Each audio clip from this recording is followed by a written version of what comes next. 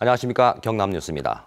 경남적 메르스 의심자가 일주일째 한 명도 나오지 않는 등 메르스 사태 종식 선언이 임박했습니다. 경상남도 메르스 대책본부는 오늘 현재 관리 대상은 20명으로 단순 모니터링 10명, 자택격리 6명이며 4명은 타시도 거주자라고 설명했습니다. 이들 관리 대상자들은 삼성, 서울, 건양대, 부산, 강안병원 등을 다녀온 사람들입니다. 대책본부는 경남에서는 지난 3일 음성 판정이 나온 의심자 1명을 끝으로 일주일째 추가 검사가 없고 하루 수백 통이던 문의 전화도 거의 없다고 밝혔습니다. 경남적 국회의원들이 메르스 의심자나 환자를 치료하면서 피해를 입은 지역 병원에 대한 손실보상을 정부에 촉구했습니다. 강기훈 새누리당 경남도당위원장 등 새누리당 국회의원 15명은 창원 SK병원과 삼성 창원병원 등 경남적 병원이 정부의 지원 대상에서 제외돼 지역 의료기관으로 기능을 할 수 없는 지경에 이르렀다며 정부 손실보상을 촉구하는 촉구문을 만들어 정부에 전달했습니다.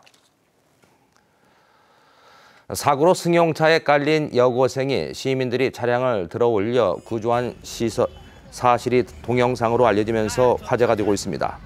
지난 3일 오후 6시 40분쯤 창원시 마산역 앞 도로에서 직진 차로에서 좌회전을 하던 승용차가 대형 화물차와 충돌해 균형을 잃고 인도에 있던 여고생을 덮쳤습니다. 승용차는 여고생을 40m가량 매단 채로 운행을 한 뒤 멈췄습니다. 당시 이를 목격한 시민 20여 명이 사고 차량으로 몰려들었고 호흡을 맞춰 차를 들어 올려 여고생을 구조했습니다. 피해 여고생은 이 사고로 엉덩이 뼈가 골절되는 중상을 입고 현재 병원에서 치료 중에 있습니다. 올해 적조에 대비한 방제 훈련과 장비 점검 등 종합대책회의가 열렸습니다. 오늘 낮 통영시 산양읍 해상에서 열린 적조 방제 훈련에는 선박 16척과 황토 살포기 7대가 동원돼 적조에 대응한 황토 살포 시범을 보였습니다. 경상남도는 올해 적조에 대비해서 황토 5만 6천 톤을 확보하고 가두리 양식장이 안전한 곳으로 대피하는 해상 임시대피소 9군데를 지정했습니다. 저희 KBS가 보도한 속출하는 안민터널 내 교통사고와 관련해서 창원시 진해구가 도로 구조를 개선합니다. 창원시 진해구는 진해 방면으로 가는 안민터널 내 사고의 원인인 상습 정체를 해소하기 위해 터널 출구 교차로 일대의 차선 확보 등에 관한 용역을 발주했다고 밝혔습니다. 또 급제동에 의한 사고가 많다며 미끄럼 방지 시설도 설치할 계획이라고 밝혔습니다. 부산항 신항 배후 고속도로 불편을 겪던 창원시 진해구 죽항마을이 집단 이주하기로 결정됐습니다. 국민권익위원회는 오늘 죽항마을에서 주민들과 한국도로공사, 부산진해경제자유구역청 등이 참여한 가운데 현장 조정회의를 열어 도로폭을 넓히는 설계 변경을 통해서 7가구를 이주시키기로 중재했습니다.